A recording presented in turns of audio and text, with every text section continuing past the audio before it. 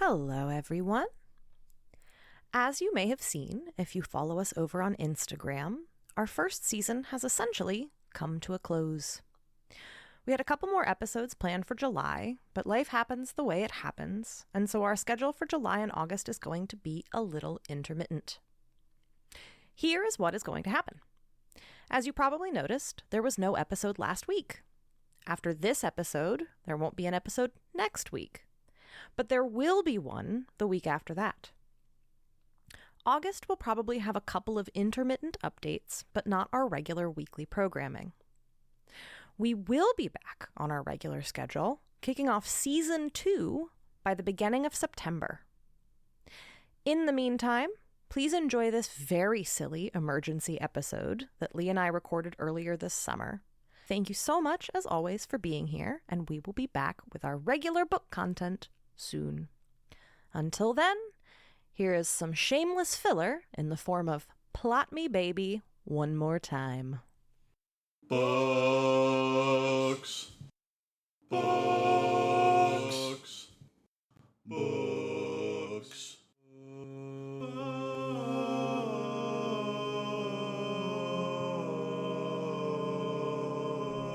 Hello, and welcome to Didn't Read It, the podcast that is not about books today. Haha. If you are hearing this, it means that I hit another wall of Bam. Smack. of research and editing and needed to give myself a break, which is why I recorded this Very important. very important public service announcement in the form of a Plot Me Baby One More Time to keep in my back pocket, as it were. So I have no idea when this will air. We'll see. Ooh. Could be weeks, could be months. I hope it's soon. Hey, Or not. I don't know. Whatever you want. I don't know. This is your podcast. Lee, Hi. welcome. Thank you. Thanks Welcome to you, too. Thank you. Yes. Yeah, no one ever welcomes No one me. ever says welcome to you. Yeah. Welcome, Grace. What's that about? Feeling underappreciated. We're glad you're here. Thanks. You're You know, that's welcome. really nice to hear. You know, you show up, you talk into the microphone. You never know if people want you there. I do. Aw. Well, that feels really good. Good. That's really nice to hear. Lee, Yes. would you like to remind the listeners in as briefly as possible what Not my strong suit. Plot Me Baby One More Time is? Plot Me Baby One More Time is an extension of Grace's natural personality, which is she's very creative and kind of just makes up entire detailed plots out of thin air, just like naturally on her own all the time. So we're sticking a microphone in front of her this time. And Plot Me Baby One More Time specifically is we're going to look at our phones and look at the last few things we Googled as some prompts. And then I use we in quotes, we, mostly Grace, are going to just create a whole Netflix movie out of it. Story, book. Yep. Well, last time it turned into a Netflix movie. I don't Yeah. know what it'll be today. Hallmark. We'll aim for book, but who knows where we'll land. Book. Yeah. Book. Book. A book. It did wind up being chicken themed last time. Yes. Here, fingers crossed. We keep the chickens. For more poultry, more poultry content. more barnyard. Yeah. We're Hot avian content. we're really trying to make headway in the barnyard demographic. 4-H. Mhm. 7G. 6K. You know, the whole genre. I wish I had 6K. Oh. Yeah. Anyway, All right. pulling up my Google. How do you see your history? Man, I sure did Google tofu a lot. I'm just like, this can't be everything I Googled. I mean, one of the first things I saw is that I recently Googled my own grandfather's obituary, which we will not be using. I've done that before. I Googled. Okay, I got a couple. I have. Ugh. I haven't Googled anything fun. I've got some stuff.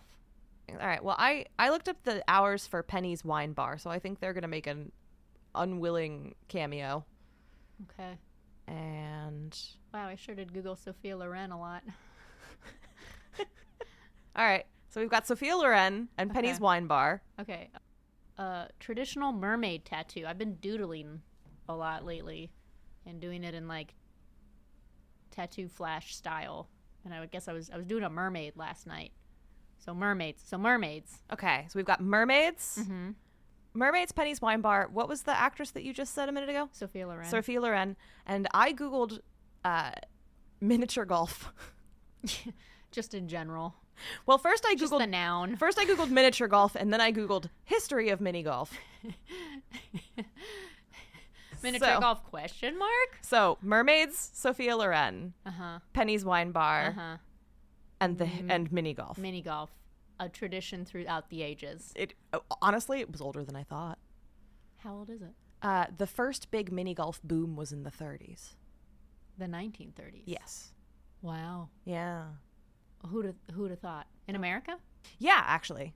Unsurprising, really. And then everything went tits up because of the Great Depression. And then somebody had the idea to do all of the little windmills. Like, originally it was Faces just and kind of stuff. like tiny golf. Yeah. And then That's no fun. And then someone had the idea to add all of the Let's goofy. make it kitschy. Yeah, and that was what kicked off the second mini golf boom. Wave. Yeah. Mm-hmm. Second wave. Yeah, second wave mini golf. Yeah. I am actually a second wave mini golfer. Yeah. Mm-hmm. We're in the fourth wave right now. I guess we kind of are, because now it's fancy mini golf. Is Yeah, what now everyone, it is like bougie, boozy mini golf. and that's indoors. Indoors, Yeah. yeah. So that is fourth wave mini golf. What's the third wave? I feel like the third Riot wave. Girl mini golf.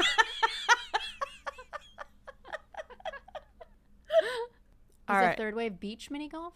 Yeah, Beach mini golf is a it was a thing. thing. All right, so a plot. What is it? I think we open on a mini golf course under construction. Sunrise. It doesn't have to be sunrise. No, sunrise is good. Yeah. Interior, sunrise. I guess we're doing a screenplay now. Interior. Is it inside? It is. A It is- bougie mini golf. It is. Okay. So Fourth wave. we're in Jackson Ward. Okay. We're in a house in Jackson Ward that's being flipped into a bougie Mini golf experience. indoor mini golf experience. It is adjacent to a wine bar. Which happens to be. What is the law on libel? Real quick. I quite like Penny's Wine Bar. I think it's a lovely place. I can't Yeah. recommend it enough. Okay. It's in the vicinity. All right. Okay. So someone is a property developer. Yeah. Mark. Mark, who is the Nepo grandson of Sophia Loren. How dare you besmirch her name? Did Sophia Loren have kids? I wasn't Googling that. I was Googling pictures of her face. She's beautiful. She's very pretty. Oh, she's She's still alive. still alive. Yes, hence the question about libel. Oh. No, we can work with this. Sophia, if you're listening, big fan. Big fan. Never mind. Mark, the property developer Yeah. / aspiring bougie mini golf course owner, has no relation to Sophia Loren. He's never heard of her. He's never seen a movie. He's not very cultured. He only likes American made. There's more than 7 degrees of separation. Yeah, like 9 or 10. Doesn't even know Kevin Bacon. It's way off. Never heard of him. Yeah. Yeah. Bacon's too Canadian, and Mark is made in the USA alone. All right. Yeah. So Mark, the property developer, is walking through the empty shell of what's going to be his one-of-a-kind boutique. Curated. Antebellum, postbellum. Ooh. No, antebellum. Keep it. It's Mark we're talking about. Mark. Yeah, right. Yeah. Ooh. It's it's a brick row house, right? That the interior was in bad shape, and so he's gutted it completely. Yeah. And he's turning it into a one-of-a-kind luxury indoor mini golf experience with espresso bar and cocktails. Cocktails. Got to be cocktails. Yeah. Both, though. He's very adamant about the espresso bar. Uh-huh. Mm-hmm. A mermaid walks in. Splat, splat, splat. That's what it sounds like when mermaids walk. That's true. Because they have fish Actually, tails. do they... I just kind of assumed a They mermaid... do the worm? I assumed a mermaid on land would move like a cobra, like a snake. Yeah. Depends on how long their tail is, I suppose. I do suppose. Yeah. All right, so Mark is wandering through the shell of his soon-to-be golf course. It's very early in the morning, and he knows that he is completely alone, but he hears a noise. He hears footsteps Not a mermaid. coming from somewhere unseen in the bowels of the barely renovated house. Oh my gosh, I'm scared. Mark's kind of get testosterone-y first, ask questions later kind of guy, I think. Ah, yes. He's yeah, exactly. He's Yeah. deeply insecure about everything. About being weak, Yeah. and to make up for that, Yeah, he's like very a aggro. he's a finance bro with like No personality. No, yeah, but with like Andrew Tate aspirations, right? He Yeah. really wants to think of himself as being like Yeah. hard and like a man that other men don't want to cross. Yeah, but who only cares about what other men think. Correct. Yes, Yeah. that is Mark. That's Yeah. Mark all over. So Mark, instead of getting out of the building or, I don't know, doing anything reasonable, goes charging toward the source of the sound. What? What? And promptly runs off of an unfinished floor. He is on the third floor, by the way. Falls 3 stories through Yes. the unfinished bowels of the Yes. house and dies in the cellar. Bummer for Mark. R.I.P. Mark. Great for the rest of us. We hardly knew ye. Thank God. Years pass. Time. What a shitty ghost. Sorry, I didn't mean to steal your thunder. It's okay. Just the worst ghost. You have correctly intuited where we're going today. No. What a...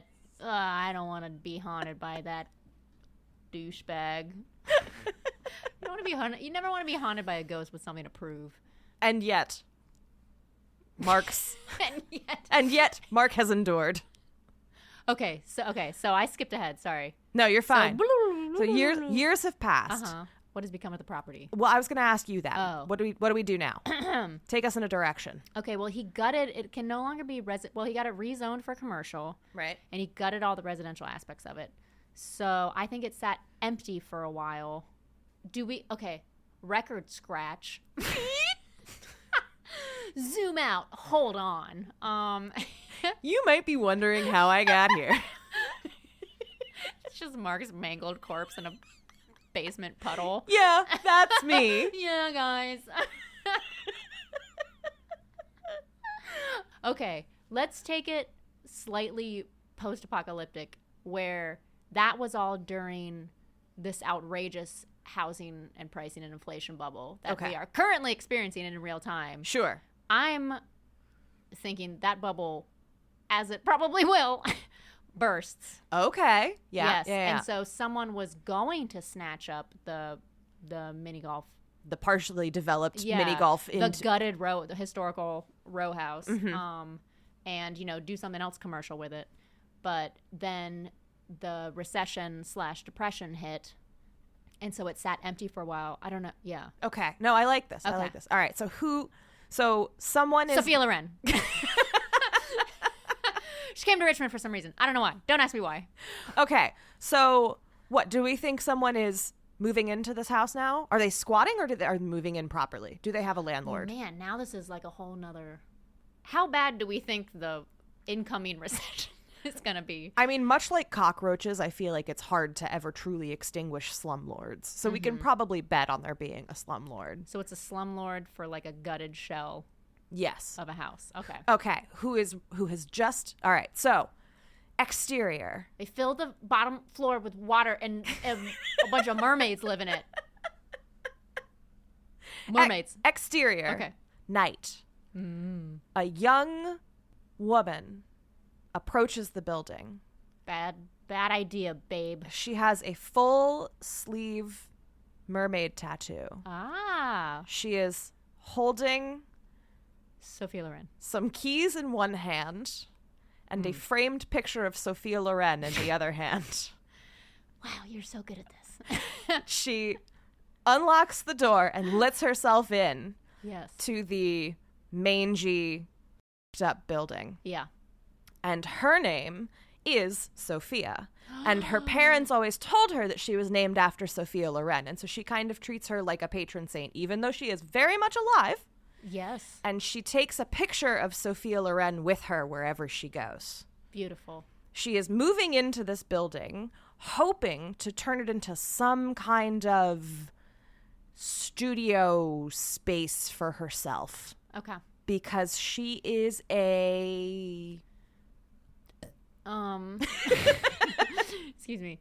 Is she an aspiring tattoo artist or no? Glass blowing. No. I'm thinking like Okay. bigger. Like what kind of artist would she need to be for her to need like a whole derelict gutted row house? I mean sculpture. Sculpture would Large scale sculpture. be... Okay. Yeah. Yeah. She is a sculptor? Loom. Oh. Floor loom. Okay. Are we going textile or sculpture? I don't know. She could be a textile sculptor. I want a loom. I'm inserting too much of myself into the character. That's fine. All right. She's a textile sculptor. Wow. They exist. It's real. It's a thing. Yeah. She is also a Virgo. barista. Yeah, of I'm course. thinking. Yeah. Yeah. She's the shift manager. Ooh.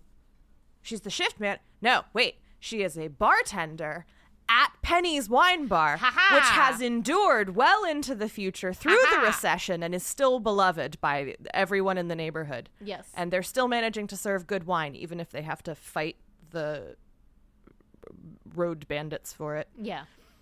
I don't know how Mad Maxy we're going here, but it's fine. It's, it's regional. Yeah. Yeah. So she is a bartender at Penny's, and they treat her very well and pay her well enough that she can, and they give her work-life balance. And so she Wow. can pursue her textile sculpting She's really got it made. on the side. What's her name? Sophia. Right. I remember. And she's leapt at the opportunity to rent this piece of shit derelict house because it is very close to her job and there's enough space in it for her to do all of her textiling. And the landlord was a literal like worm, like slimy worm. Yeah. But that's fine. She's confident that she can work around Mr. Worm. Mr. Worm. Yeah. So she has a goal. And she's pretty handy. She's not like a general contractor by any means, but No. she's handy. I mean, she's into textiles Sure. and sculpture. Yeah. She's a maker. She's moving in. And at first everything is going well. Right? We get some Montage. we get some character building scenes where we learn about her and when she's settling in and we find out kind of what her likes and we get a feel for like her vibe. Yeah. Maybe we get a scene of her at work. I'm thinking, depending on whether this is like a horror comedy, I feel like we're headed towards horror I comedy. think horror comedy. So I think we would probably get a scene of her at work and some guy being a jerk when she's behind the bar and her cleverly, wittily cutting him down and Yeah. and him slouching out and her being like, nah, look at me. I'm a young independent lady. Making things work in the apocalypse.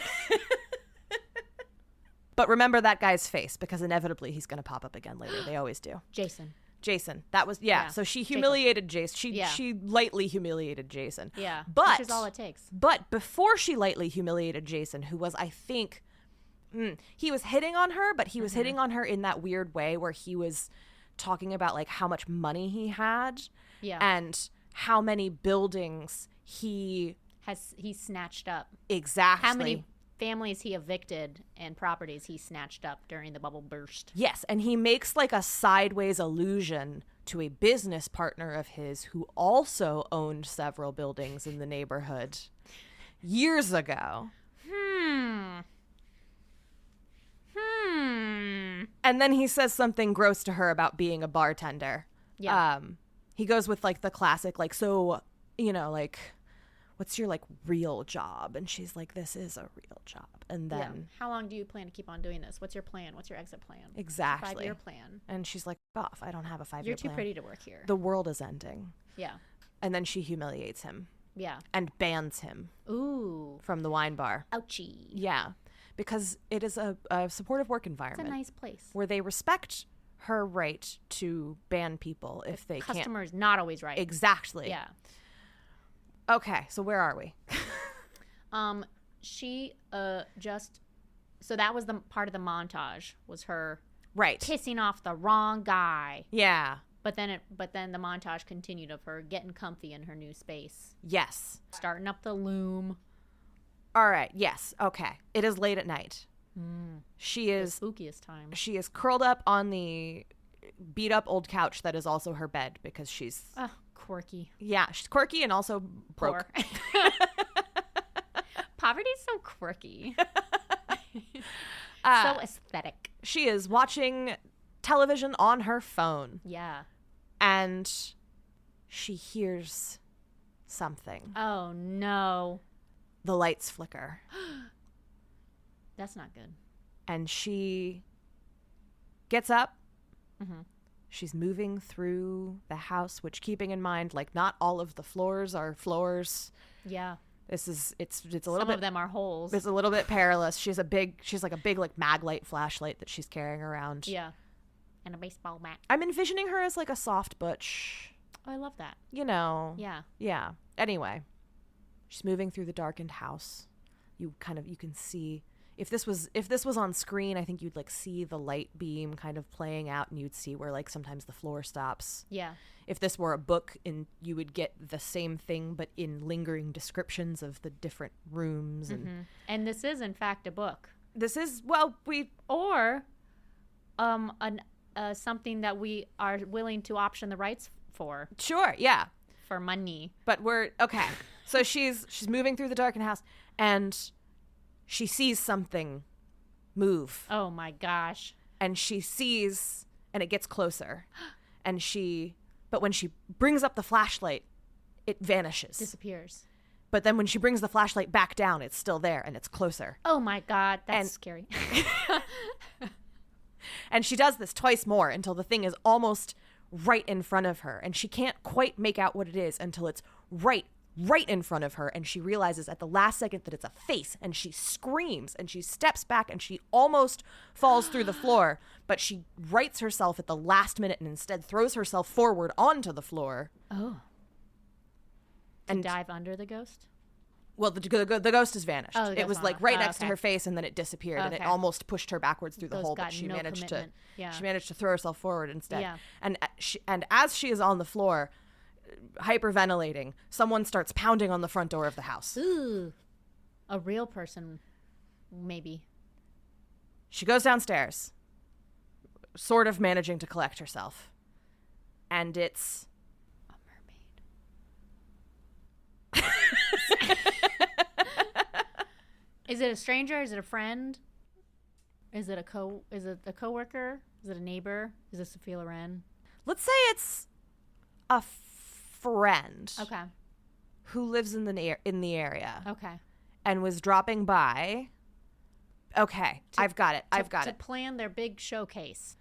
This is her token sidekick friend for the horror comedy, who is like hyper femme, but very crunchy granola, like a little bit like bordering on conspiracy theory-y. Yeah. Like she's give her a couple years, she'll get to QAnon. Yeah. Yeah. But right now she's mostly pretty fun, although she's like really into essential oils now. And she maybe thinks the earth is flat. Mm-hmm. You know? Who's to say? But they've been friends for like a long time. Yeah.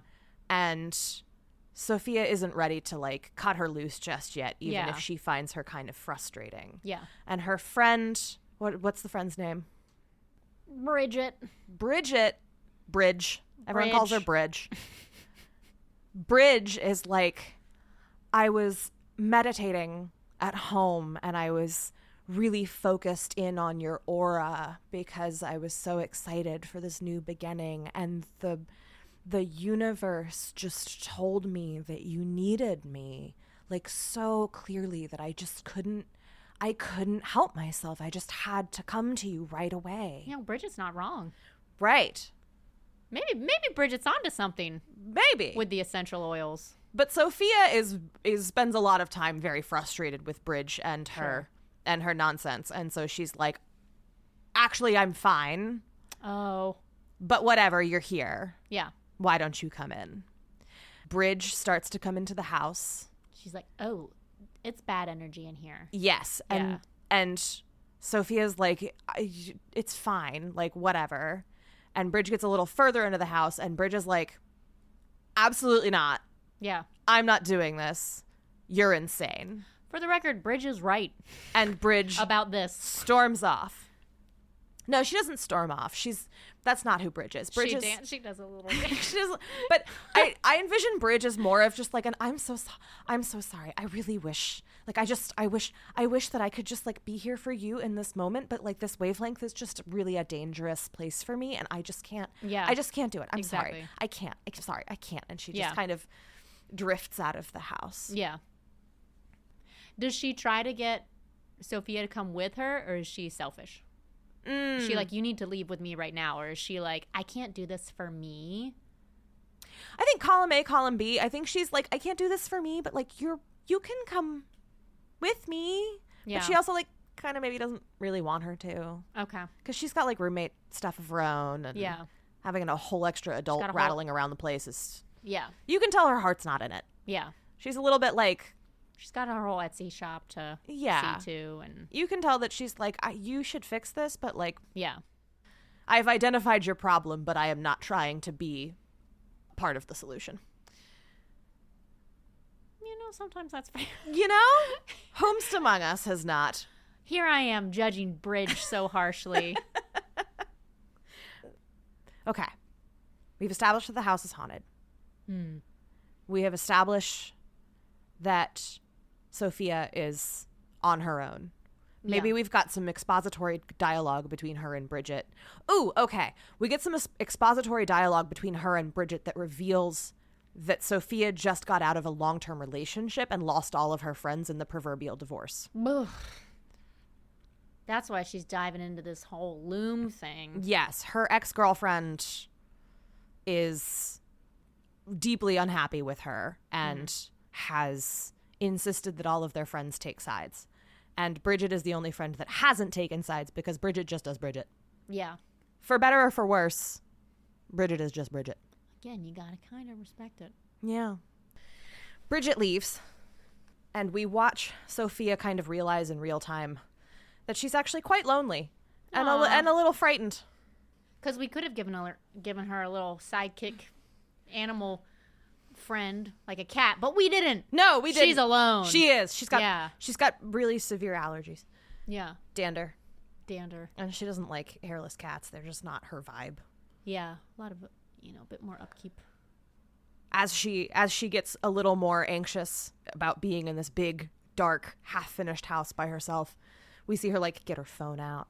She looks at some pictures of her and her ex. She like pulls up her ex's name in her phone, and she's like, "No, I won't do it. I'm too proud. I'm not calling my ex." What's her ex's name? Barbara. We got Barbara and Bridget. We're on the B names today. Yes. So Barbie and Bridge. Barb's and Bridge. She sits up all night on her bed couch. She Yeah. can't sleep. She's too scared. Yeah. And around dawn, She's like, I don't even want to sleep anyway. she finally passes out once it's light outside. Which I feel like we've all done at least once in our lives, right? Yeah. Yes. I relate to this. And we wind up in a dream sequence. Ooh. she's at work. She's in the wine bar. But none of the customers have faces. Classic dream Yeah. setup. And she's pouring wine, but the wine gets thicker and thicker, and it's blood.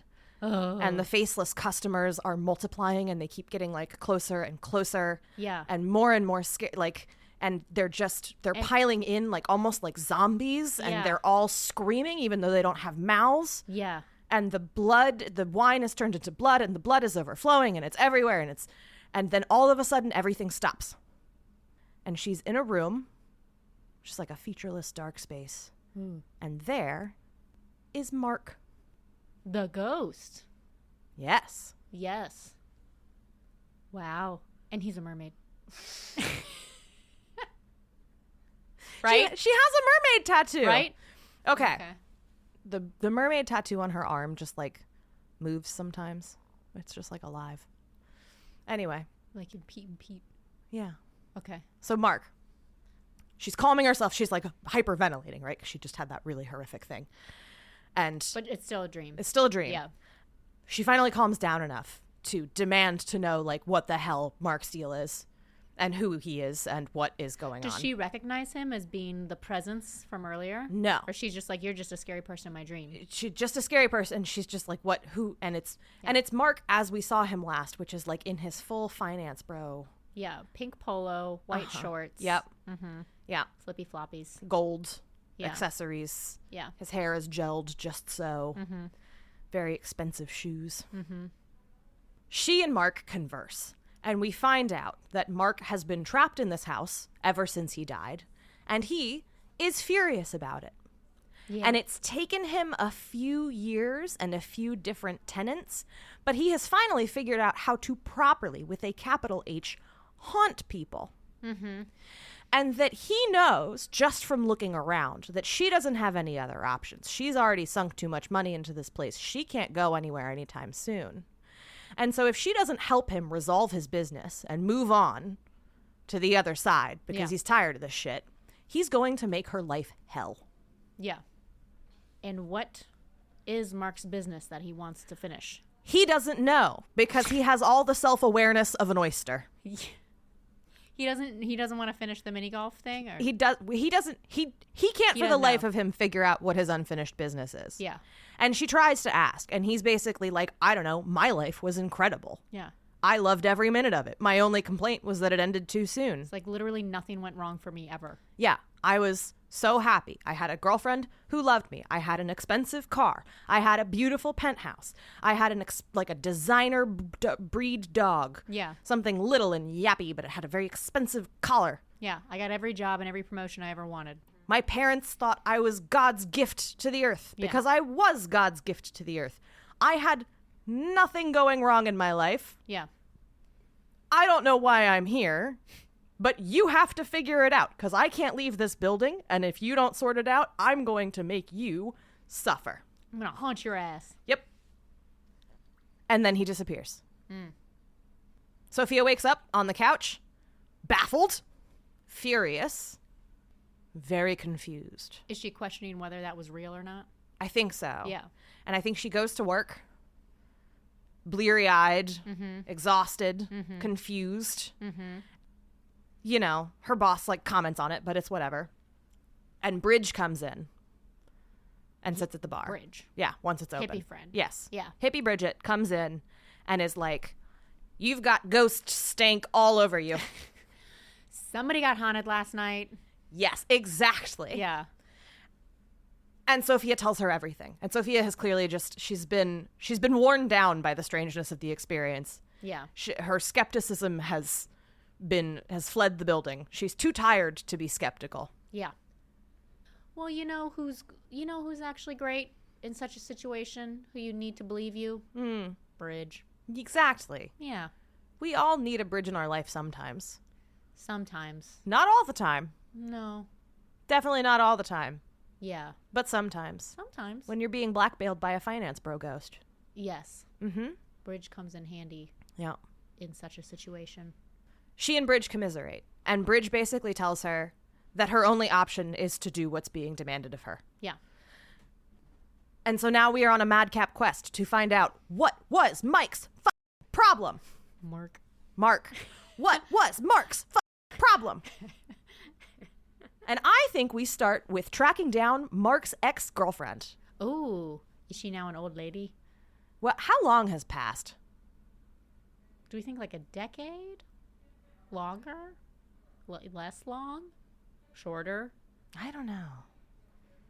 Let's go with a solid decade. 10 years. Yeah, 10 years has a nice ring. 10 years is long enough for Mark the Ghost to figure out how to be very effective at haunting and also to be very fed up with haunting things. Yes. Somehow his 23-year-old girlfriend is now an old crone. Ooh, all right. Very important for plot reasons. There are a group of older regulars at Penny's who know everyone and everything. Yeah.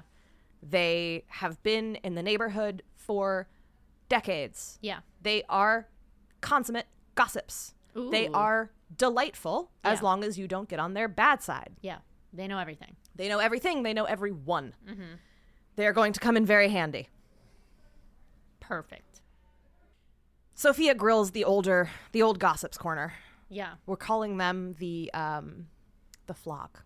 Everyone in the neighborhood calls them the flock. Aw. It's a bunch of like older women whose husbands have died and old gay men. Yeah. And they're a little flock. Yeah. Anyway, so she grills them and Consult the flock. exactly. Yeah. Oh. Consult the flock.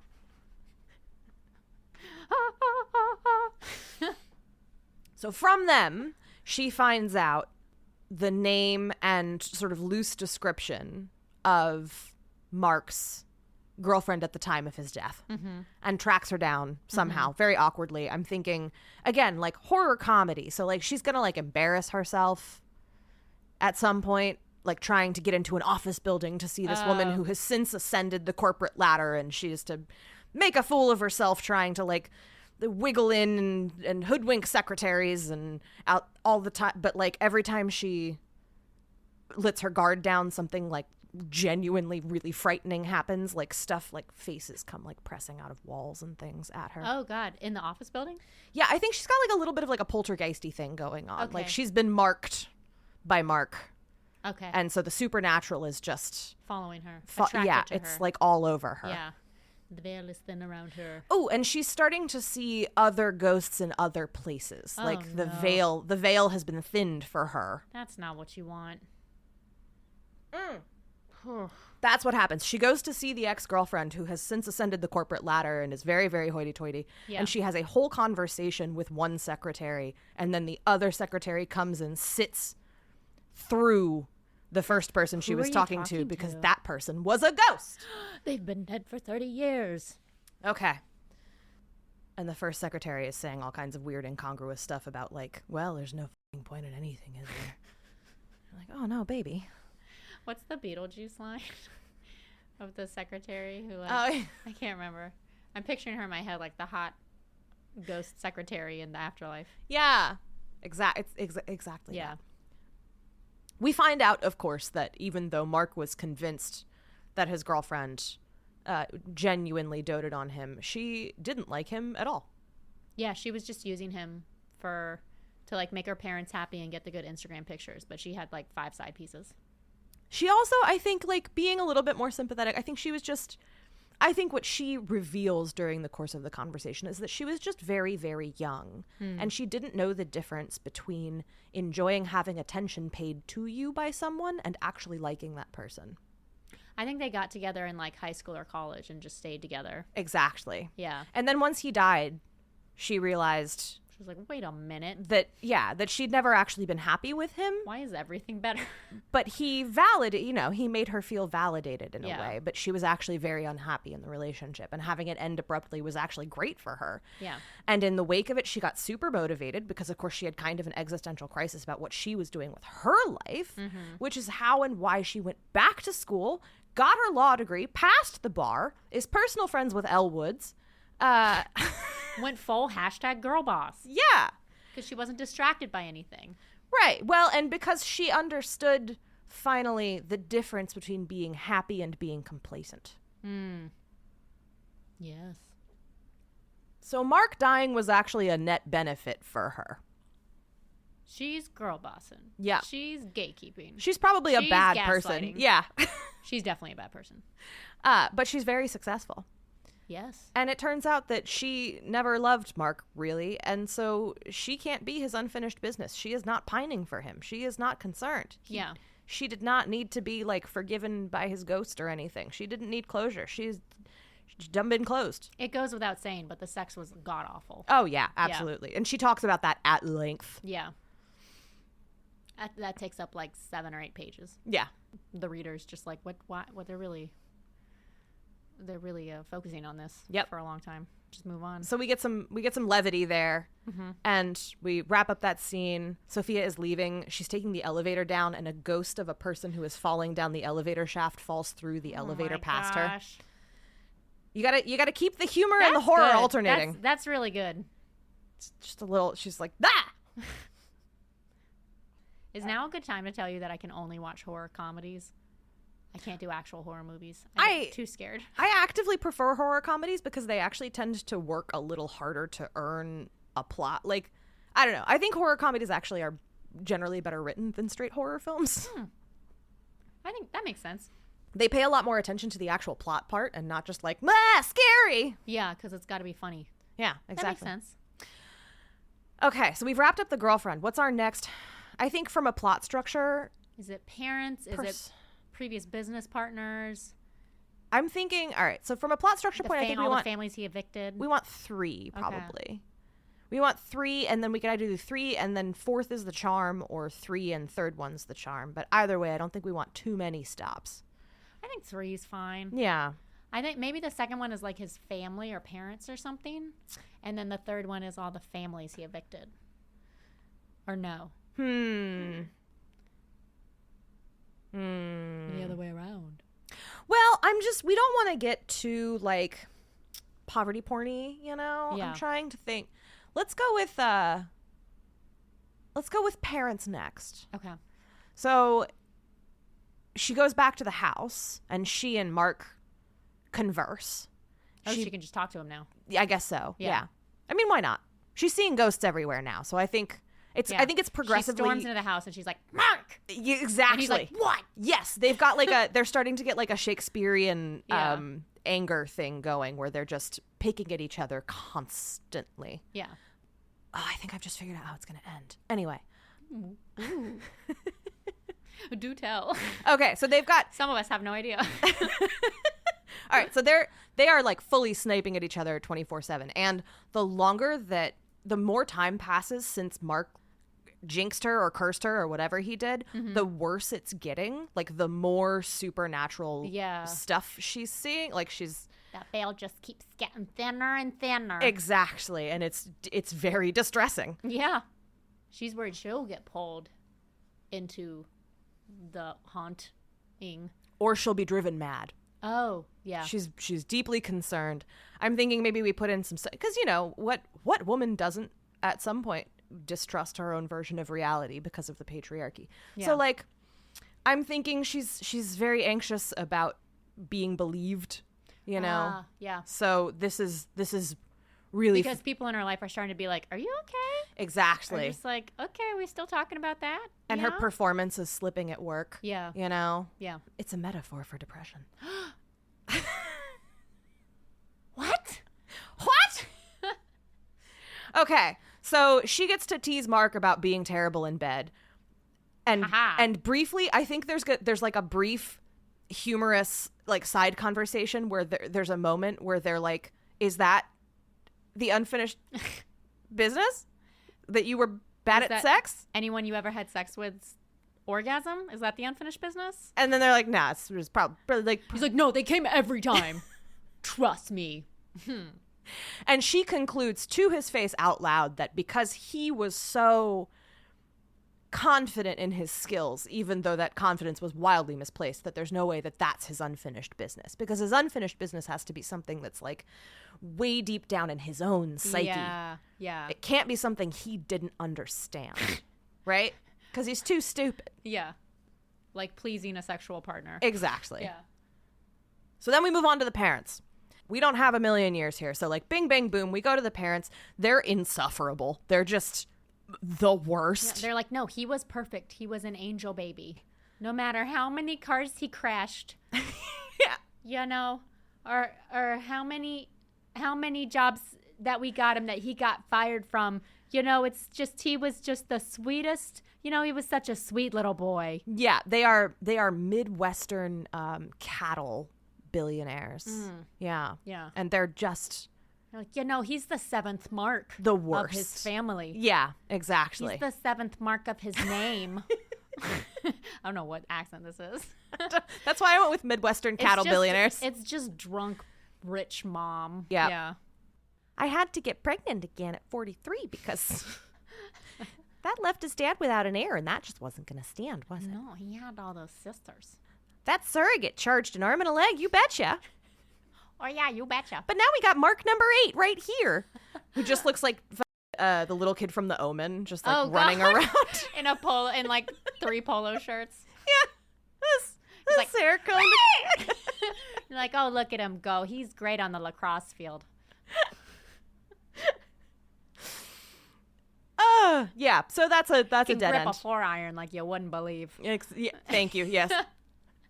That's a golf club, right? Yeah. Okay. Mini golf. The little surrogate born Mark replacement, like Loki tries to kill her on her way out. He's like, but she's like, ah!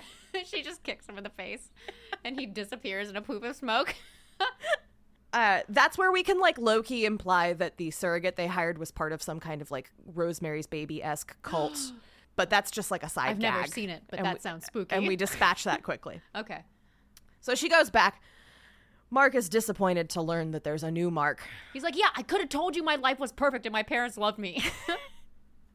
Although he's obviously he's miffed that they replaced him so easily. You know what I mean? He thought he was more special than that. Yeah. But he's realizing now, retroactively, that they didn't love him for him. They just loved him for the slot that he filled in their lives. Mark the 7th. And that's wounding for him. But again, he didn't know that when he was alive. So that can't be his unfinished bit. Yeah. Yeah. So, that's ghost logic. which we have. Ghost law. I'm imagining a lawyer that's like, ghost law. Like, Call 888-GHOST. That's 888.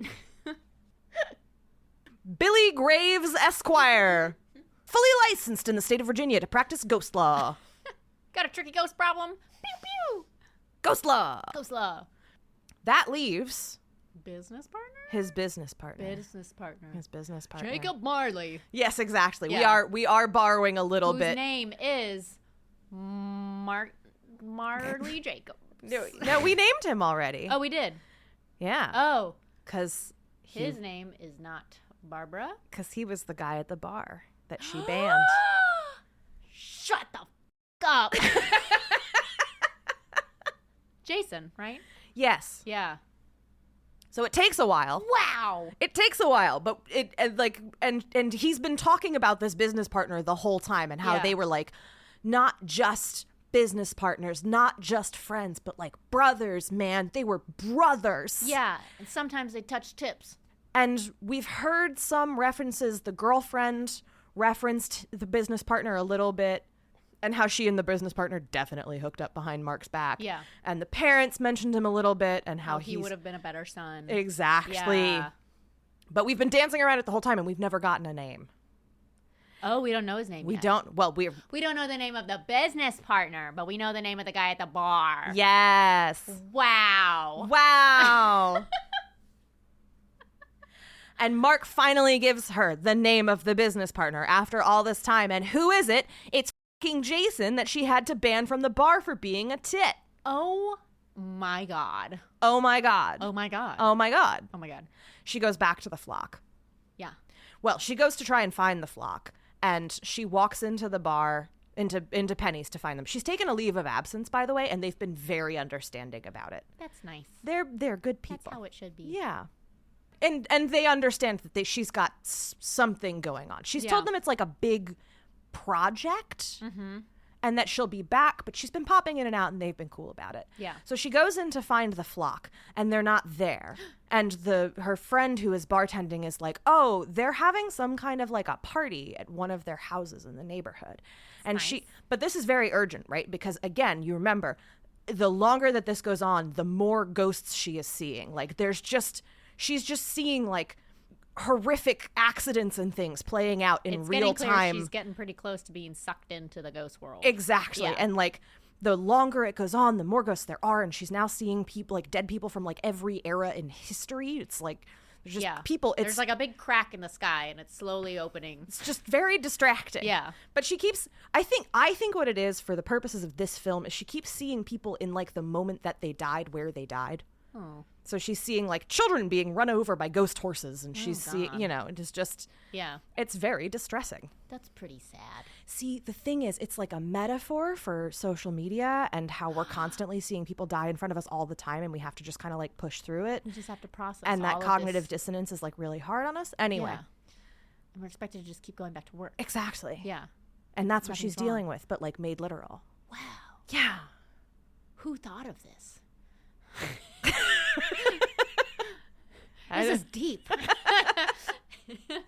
So she goes to find the flock, right? Because she knows that they will know where to find this guy, because obviously she banned him from the bar. Yeah. But they know because they know everything. Yeah. She gets over to one of their houses. She goes into the backyard, and they are legit like wearing robes and doing some kind of Of course. ceremony. Yeah. Let's say Bonfire. it's the summer solstice. Yeah. They're nude under their robes. They are Is about it daylight and then she goes to the backyard and it's suddenly nighttime? Yes, exactly. They're around a fire. Yes, exactly. That. Yeah. But they have a cooler with some nice drinks. Get yourself a drink if you want one. Yeah, they offer her like a canned wine. Yeah. Very eco-friendly There's canned some wine. more. There's some more lawn chairs over there if you want to take a seat. Yeah, they're very sweet. They are clearly about to have some kind of pagan orgy / ritual. Love that for But them. they but they're very good humored about her. Like, hey, Sophia. Oh, Sophia. Hey. We haven't seen you at the bar. Where have you been? Man. Baby, we were worried about you. Sophia, baby. Girl, good to see ya. They tell her where to find Jason. They tell her where to find Jason, and they have a nice chat, and she explains to them briefly but in a rush what is happening, and they're like, honey. Or are they like, yeah, we know.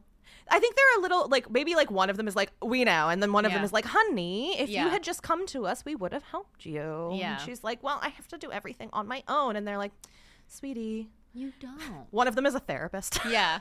One of them is like a genuine therapist and is like, now, sweetie, I don't think that I could see you because that would be like an unhealthy blurring of the boundaries between life and my work. But I have some people I could refer you to. Good And referrals for you. I think that it's time that you really start focusing on how to combat this kind of toxic individualism that's underpinning so many of your decisions. And build community. You know, it's okay to need other people. Yeah. And she's like a silver fox.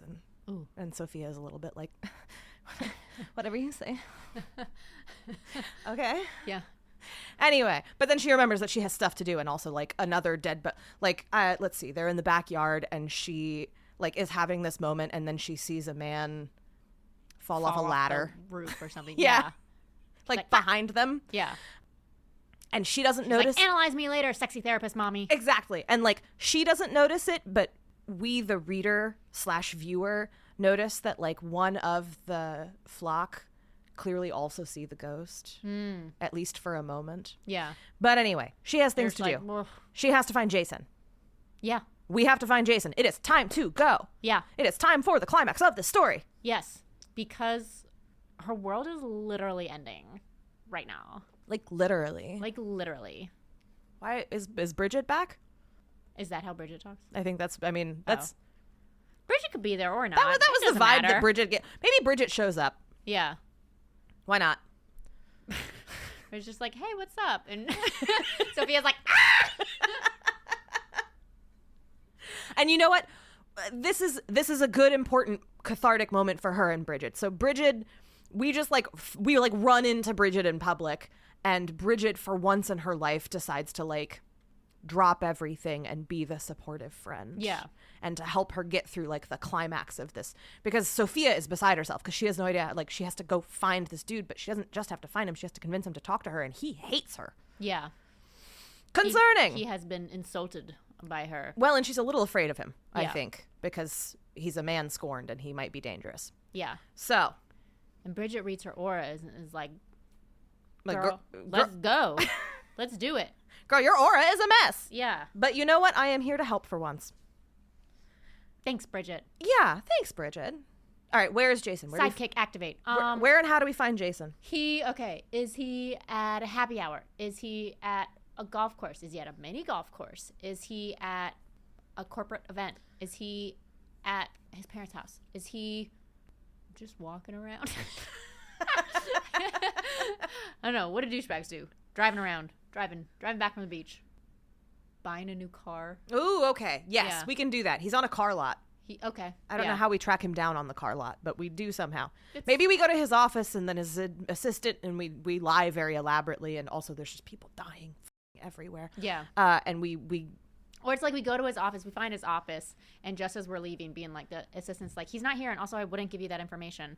And they're leaving defeated, and he screed into the parking lot with his brand new car. yes, Yeah. perfect. He hits Bridget. Bridge, no! She's okay. I mean, she's very shaken. Yeah. But he does actively hit Bridget with his car, Ouch. which is a real bummer, but it does get him to stop. Yeah. He's like, not again! Sophia commandeers the vehicle. She's Ooh. lost. Yeah, no, she like helps Bridget up, She's got nothing to lose. just like opens the back door, piles Bridget in the back door, Yeah. and then just physically pushes him out of the front seat. Maybe she has a weapon. She's got her, trusty baseball bat. Golf club. Golf club. Golf Sure. club. She found a bunch of golf clubs in the house. Yeah. Obviously. She grabbed one earlier. Yeah. She threatens him with the golf club. She gets him to move. She drives him to the house Ah. because she's decided enough is enough. Yeah. And she's like, fix it. she has explained, okay, she and Bridget have decided that because she is going to lose her mind if she has to deal with this any longer. She's at some point, they're trying to decide on a plan about what to do with Jason. And she's finally like, I'm so tired of being a go-between for these stupid men. We'll just put them in a room together and they'll figure it out. Yeah. So she kidnaps Jason. Yes. And she somehow At club point. At club point. Yeah. And once they're in the car and driving, Bridget like comes over from behind, like ties him to the car seat. She's squirrely, And then they force him into the house to confront Mark. Yeah.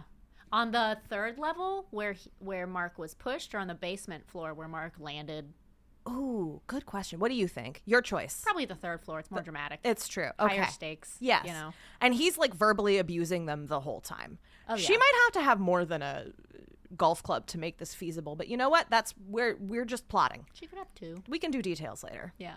There might have to be a gun or something. I mean, That would be so funny if like the golf club isn't working and he's getting super aggro, and then Bridge just pops out of nowhere with a fucking gun. Yes, that's And exactly it's just like, it. she said, get in the fucking car! Yes, that is exactly what happens.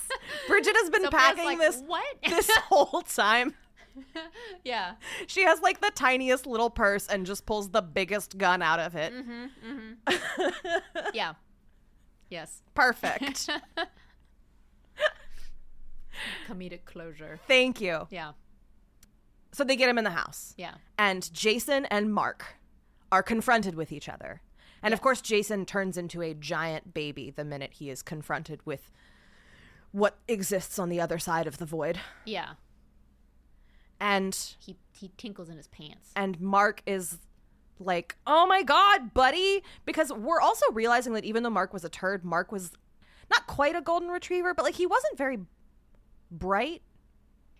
So he was dumb and he had everything handed to him and he failed up all the time, but he wasn't vindictive, He Yeah. wasn't like evil. He was just coddled his whole life. And extraordinarily thoughtless. Yeah. Thoughtless to the point of being borderline malicious, but not full-blown malicious. Yeah. And so his reaction to seeing Jason is to be like, buddy, Like, hey, you can see me? Oh my guy. Yeah. I'm it, like, oh, Been shit. waiting for you to come back to the house. You'll never believe what I've been dealing with. This is crazy. I had to existentially blackmail Yeah. this lesbian artist. He's like, remember, this is the house. This is the house I was going to do the golf project in. We were going to do it together. You remember? Yeah. Remember, bro? And Jason, of course, just goes to pieces He's like, and starts asking really leading questions about, like, how much Mark remembers, yeah. like, from when he died. He's like, so what happened was it a night? I don't know. Yeah, exactly. What happened on that time? What day? was that about? Yeah. Specifically. And very clearly, like, Jason shoved him to death. Yeah. And we build to the, we're building to that point. Everybody but Mark knows. Everybody but Mark has figured it out. Yeah. And finally, Mark is just, because Mark's defining characteristic is cluelessness, he's just kind of galloping on. And finally, I think we'll give Bridget like one more little triumph before we close the story. Okay. And so Bridget is the one who turns to Jason, is like, so why did you do it? Yeah. Why'd you kill him? Yeah. Tell him. And Jason's like, I what? And Mark's like, exactly. They both do that. Me? No. I couldn't possibly. Why did Jason kill him, by the way? So I really was hoping that you knew. Okay. Is it going to be serious or is it going to be over the dumbest, tiniest little thing ever? Oh, the second one, for sure. So it's real dumb. Okay, so is it like some slight that happened back in like college in the fraternity? Is it like Yeah, something like that. I think whatever it is, it's all going to boil down to like very, very because again, like the golf course was like Jason's idea? Oh yeah, maybe or something like that. No, I wanted to name it this. I think if Mark was like an aspiring Andrew Tate kind of guy, I think Jason like is an Andrew Tate kind of guy. Like he is on steroids. His ego is paper thin. He is a mess. Yeah. He lashes out constantly for no reason. Okay, so what dumb little thing would make him mad enough to push his friend off a 3-story building? Mark's girlfriend. Mark's mom is hot and no, sorry. I mean that too, but no, Okay. Here's what I think. Mark's girlfriend laughed at him in public. Not with him, at him. And Mark laughed too. Yeah. Like Mark started laughing after she laughed at him. Yeah. He laughed at the joke. And Jason pulled like a get your bitch in line kind of thing. The girlfriend who Jason had also been fucking. Yes. Right? Yeah. Yes. That And doesn't matter. yeah, and Jason was like, get your bitch in line. And Mark was like, what? Because Mark just doesn't, because he's just too. Yeah. Mark's no hero here. He wasn't like, you shouldn't talk to her like that. He was just kind of like, what are you talking? Like, She's like, what? It's funny. yeah, Yeah. exactly. That's what it was. No, it's funny, dude. It was actually funny. She actually made a funny joke. They were like out at dinner, all of them, celebrating the incipient golf course renovation. Yeah. And Jason was made to look foolish, and and they all had many drinks, and Jason followed Mark back to the development. We'll get a flashback, I think, by this point. Sure. And so Jason follows Mark back to the development where he stops to pick up some paperwork or something late at night. Yeah. And he just shoves him through the hole in the floor. Yeah. Oh, wait. It was at sunrise. But yeah. Yes. Late Well, they've at been night. drinking all night. Yeah. Late at night, sunrise. Whatever the spookiest time is. Exactly.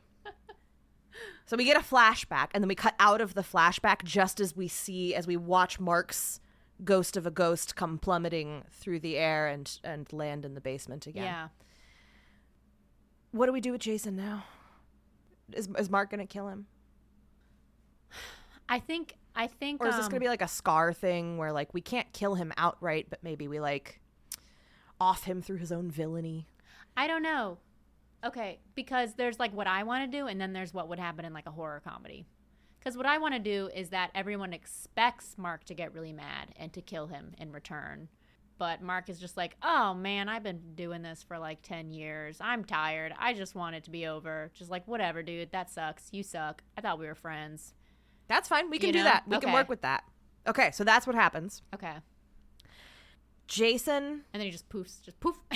No. He's not. No? He hasn't crossed over yet. Okay. Because it wasn't, again, he didn't know. Hold the poof. He didn't, everyone's like, oh shit, he's going to cross over now. Mm-hmm. But he doesn't cross over. And Jason. And Mark's like, God damn it. What was it? And Jason, after a few minutes, when they're all clearly kind of waiting for something to happen, like it doesn't happen, Jason just kind of excuses himself. And he goes out into the street, sort of tiptoes off at first. Yeah. And they don't notice that he's leaving because they're all still kind of waiting for something to happen. He's ascending. And then he goes like sprinting away and he runs out into the street and is just hit by a car. Yeah. Full Regina George. It's one of the last ghosts. In a dead way. Yeah, it's one of the last ghosts that Sophia sees. Yeah. Before things are actually. So he dies, and Sophia, bless her, and Bridget kind of can't help but like giggle a little bit, even though that's pretty. This is a very dark horror comedy. Sure. We are playing deaths for laughs in this one. Yeah. They're all standing there with Mark, and they're like, "Well, what do we do now?" And they're like, "I don't know." And so there's like a fake ending. Mm-hmm. A little bit, and they're just like, I don't like, maybe, or are we just gonna be like this forever? Yeah. And they're like, I don't know. and so they all kind of just like, well, I guess the movie's over. I guess we'll just like chill. Yeah. And they like open a bottle of wine. Yeah. The three of them, and they're just kind of like sitting there. Yeah. And they're like chatting. Sight gag. You know? Mark tries to drink the wine. Exactly. Pours through his ghost tummy. Hilarious. They're all having a chat, and Sophia and Mark are talking, and Sophia says something about like, this has been like super fucked up, but it was also kind of fun in a weird way. And Mark's like, I feel kind of bad for existentially blackmailing you and exposing you to the mind-churning horrors on the other side of the veil. And they like have a little bit of a laugh. Yeah. And Sophia's like, man, it's kind of nice to like, she's like, this is going to sound weird, but like, ever since the breakup, like, it's kind of nice to like make a new friend. Because I guess we are like kind of friends. And Mark is like, yeah, I guess we are kind of friends. And that was it. And then he poofs. Yes. Or what I was thinking You have to script it better than that, obviously. That's not good dialogue. But like, what the real problem all along was that he didn't have any genuine friends that he cared about. I think that, and he starts to fade. And she's like, trying to be like, oh my God, you're fading. Oh my God. Like, I think something's happening. And then the last thing he says before he like poof is like, I am sorry about all that though. Like I genuinely do apologize. He's like, poof. Yeah. So he's never apologized for anything in his life. He's never apologized in his entire life. That's it. And subconsciously he knew that was bad. Yeah. So yeah, he genuinely apologizes and then immediately crosses over to the other side. The end. Roll credits. Yeah. And then you have a bunch of like gag scenes interspersed with the credits of the flock in their robes on a mission to murder the little Damien child from earlier. Mark the 8th shall not live. Yeah. He cannot come to power. And that's it. That's the end. Perfect. Mark. All right. What a great movie. What's our title? I forgot we have to come up with this as well.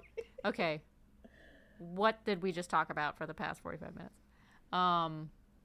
Coffee shop, wine shop, golf, mermaids. Oh, and after he crosses over to the other side, the camera pans up to her portrait of Sophia Loren, who winks. Yes. Now I'm done. Yes. What are golf puns? You know any golf puns? Four. Eagle. Par. I don't know, man. Par for the course. Par for the ghosts. If we knew anything about golf, maybe we could come up with a good one. Yeah. I don't know. We might have to ask the listeners to send in their hole in none. Oh, there we go. I like that, actually. Yeah, I think that works. Sure. Yeah. Yeah. Why not? Truly. Why not? Whether it is on screen or in a book, the horror needs to be like really dialed up. Mm-hmm. Like it needs to be genuinely very frightening. Yeah. So that the humor is then like a welcome relief. Maybe if they refer to the thinning of the veil between the worlds as the hole a lot. Oh, and also the hole between the worlds, and also the holes in the floors. You know, if they really just say the word hole a lot. if Courtney Love's Band is on the soundtrack, you know, it just... No, that's great. Then Hole in None will make sense. That's perfect. You Yeah. have nailed it. Yeah. That's how most people make movies, right? Yeah. Is they bend the movie to fit a bad pun for the title. Honestly, I feel like that actually happens a lot. It's happened a couple times for sure. We did it. We both did it. Yes. We sure did. That is the pronoun that I would choose. Well, this has been Hole in None.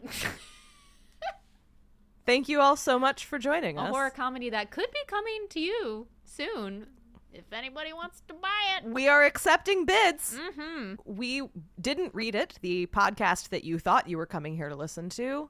We'll be back with more literary content. Yeah, it's still a thing. But, you know, sometimes we just got to throw you a little shameless filler. Yeah. So here we are. You gotta keep not reading it. Email me and or track me down on social media and tell me what your dream casting would be for Hole in None. And or what author you think would write the best manuscript of Hole in None. Oh, yeah. Yeah. I think Agatha Christie would make a great... You think so? Yeah. Well, I mean, if you could like transport Agatha Christie to 2024, I think she'd have a great time writing Hole in None. Yeah.